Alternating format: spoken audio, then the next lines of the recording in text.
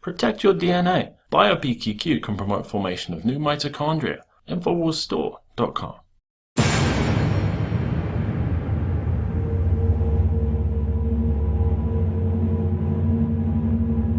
To all those who are, after Tuesday's election, very nervous, there's filled with anxiety has been spoken to.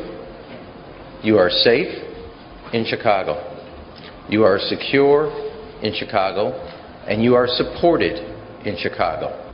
Led by hubris-riddled quasi-leaders like Chicago Mayor Rahm Emanuel, a portion of the American people have chosen to ignore that we are a nation of laws. The 1952 Naturalization law states, before applying, an alien must be at least 18 years old and must have been lawfully admitted to live permanently in the United States. They must have lived in the United States for 5 years and for the last 6 months in the state where they seek to be naturalized. In some cases, they need only have lived 3 years in the United States, but must be of good moral character and attached to the principles of the Constitution. The law states that an alien is not of good moral character if they are a drunkard, committed adultery, have more than one wife, make a living by gambling, have lied to the Immigration and Naturalization Service, have been in jail more than 180 days for any reason during their 5 years in the United States, or they are a convicted murderer. Well, it should be clearly obvious the enforcement of deportation is long overdue. WorldNet Daily reported way back in 2006, according to statistics released by Representative Steve King, 4,380 Americans are murdered annually by illegal aliens. He also said that 13 are killed by drunk illegal alien drivers, for another annual death toll of 4,745. 10 years later, that number of U.S. citizen deaths due to illegal alien drivers has climbed to 20 per day, adding up to as many as 7,500 dead U.S. citizens due to unlicensed illegal alien drivers per year. The horror of it all is magnified by stories similar to this one from North Carolina. 26-year-old Roberto Carlos Flores O'Brien was taken into custody yesterday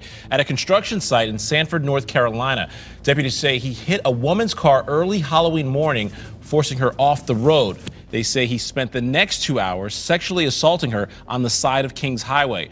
According to data collected by ncfire.org, illegal aliens are annually sexually assaulting American children by the thousands in North Carolina alone. And who is at the front of the anti-Trump protests demanding Americans forgo our own laws? Soros-funded communist organizations. But again, in the not-so-distant past, the Immigration and Nationality Act of 1952 was used to bar members and former members and fellow travelers of the Communist Party from entry into the United States, even those who had not been associated with the party for decades. The Immigration and Nationality Act of 1952 allows the government to deport immigrants or naturalized citizens engaged in subversive activities, and also allowed the barring of suspected subversives from entering the country. So why were the illegal aliens allowed to pour in? Simple. Votes. Paul Joseph Watson discovered, according to current indications, Hillary Clinton won the popular vote by around 630,000 votes, although around 7 million ballots remain uncounted. Virtually all of the votes cast by 3 million illegal immigrants are likely to have been for Hillary Clinton, although some states require some form of ID before voting. California, Illinois, Iowa, Maine, Maryland, Massachusetts, Minnesota, Nebraska, Nevada, New Jersey, New Mexico, New York, North Carolina, Oregon, Pennsylvania, Vermont, West Virginia, Wyoming, and Washington, D.C. all require no identification before voting.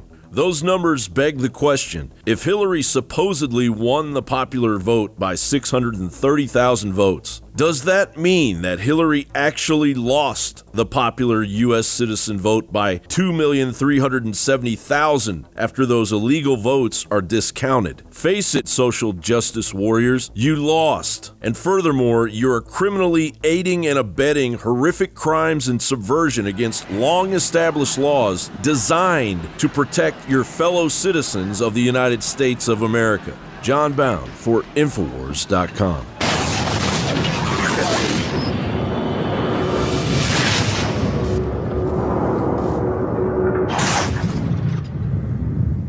Look, I'm not going to sit here and say, see, I told you so, that communist Chinese-style net censorship was coming to the web, because it's already here.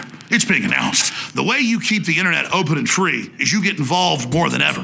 Go to Infowars.com/app. A new battleship in the fight. Infowars Live, available right now. We're looking for a crew to man it. You gonna sit down and play games and be a trendy? Or are you gonna be part of history? Don't sit by and let the internet and free speech be stolen from you. Take action.